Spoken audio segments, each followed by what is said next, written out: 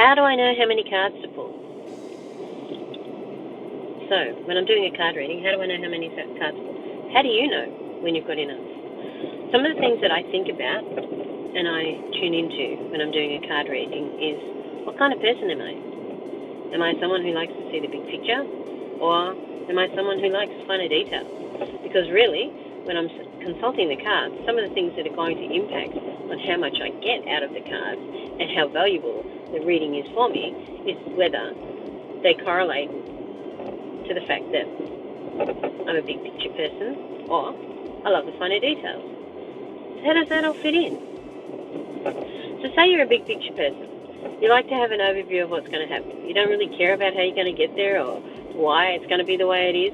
You just want to know what the overarching answer or resolution or theme is. Great. So, when it comes to card reading, if you do one card read, you're going to get that. You're going to get the basic information, the theme for the day, the overarching information that comes. So you know it's going to be a good day. Or you might have to pull your head in. Or one card reading can tell you that, hey, patience is a virtue. But what happens if you're the type of person who likes to know more and likes to have the finer detail? Well, that's where a one card reading really falls down. It'll give you the big picture, but by adding an extra card, you get some more detail. So when it comes to card reading, I strongly suggest that you don't listen to what everybody else has to say, because it's not about their journey, it's all about yours. And that's why it's so imperative that when you do a card reading, if you pull one card and that particular time you feel like, wow, this doesn't resonate for me, I don't really get it, we should have more information, what is it saying?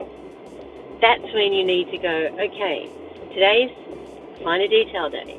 So maybe if I pull another card, I'll be satisfied. So pull a second card. Straight off the top, no need to shuffle. When you pull the second card, look at its meaning. See what it tells you. Does it link in with how does it link in with the other card? What finer depth of detail does it give you? So now you've got not only the overarching information, you've also got the finer detail information. Is this enough? Some it may be. Fantastic, off you go.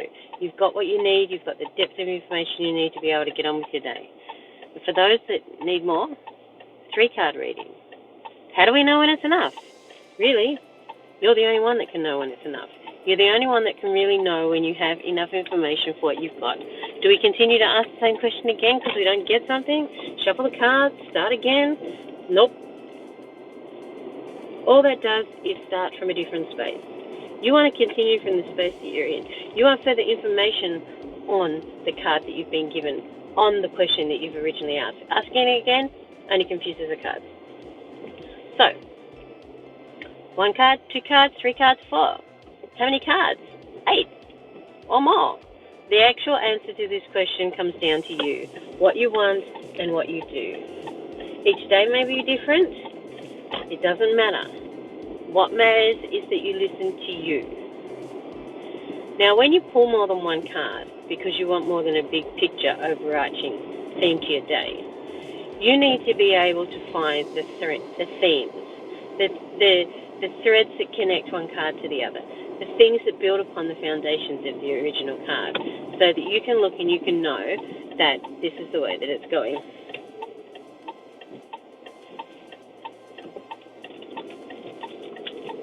You need to be able to say, hey, wow, this one's also saying patience, so maybe I really need to take notice today. Maybe I need to think twice and count to 3 before I respond to something. Whatever the card is telling you, you need to be able to link it to the next card. Otherwise, a multiple card reading is of no value. If you can't relate it to what you're doing or what you're asking about, you've lost the plot. Does it come naturally? For some people it does. They're able to look at a card and understand what's happening. They're able to look at a card and know what they need to do. For others, not at all. They need to actually learn. I've encouraged people to sit down with cards and actually, when they pull them, write them. So what happens if you get a card and you don't understand it at all?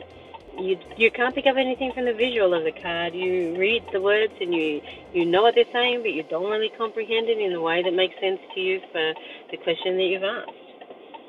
So, when this happens, there are things you can do. Don't start again. Don't pick up a different pack. Don't reshuffle. Don't ask a different question with the same question in a different way. Don't modify it. Stick with what you've got. Don't confuse the cards. Best thing to do, you've got a number of options. So depending on the type of person you are, depends on what might work for you.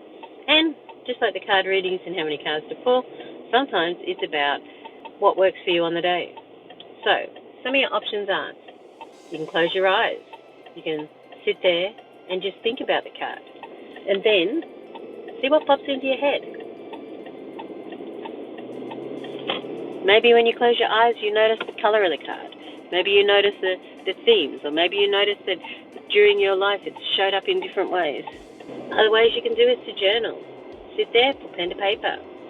At first you mightn't get anything. At first the words you write mightn't make any sense, but just stick at it. Just let the pen flow, let the ink flow, let your inner knowing flow. Often we're too wound up trying to work out what it is we need to know, so we don't give opportunity for it to just flow. So sit there, let it flow, write whatever. Stop when you feel called to do so. Keep writing if that's what's coming to you. There is no right or wrong way to do this. Tune into your intuition, to your inner knowing, your soul.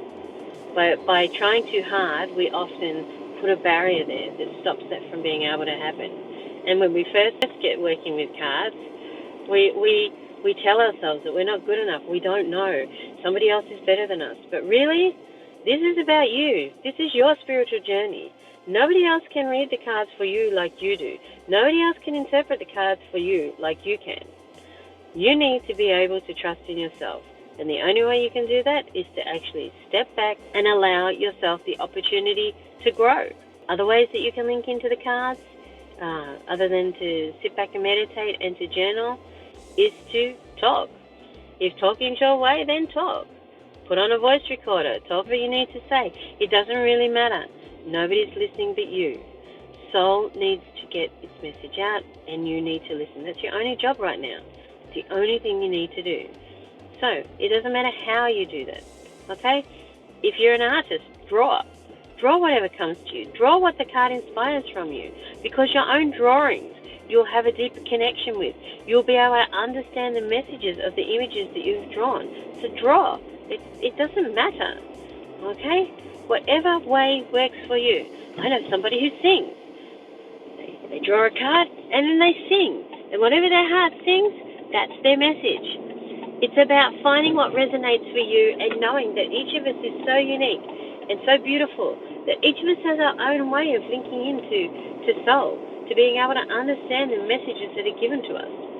The cards are a tool. They are just a way for us to be mindful, to sit down, to focus, to be able to look at what we're doing and link in with what's what. We draw to ourselves what we need, but that doesn't mean that the only thing we can trust is the card and somebody else's interpretation that they've written about the card when they've created it. We need to trust us. We need to be able to know that if something we think, or something we write, something we say, something that resonates with us for the card isn't written in the description, that's absolutely okay. It's about us. It's not about them. It's about us getting the message that Soul's trying to deliver.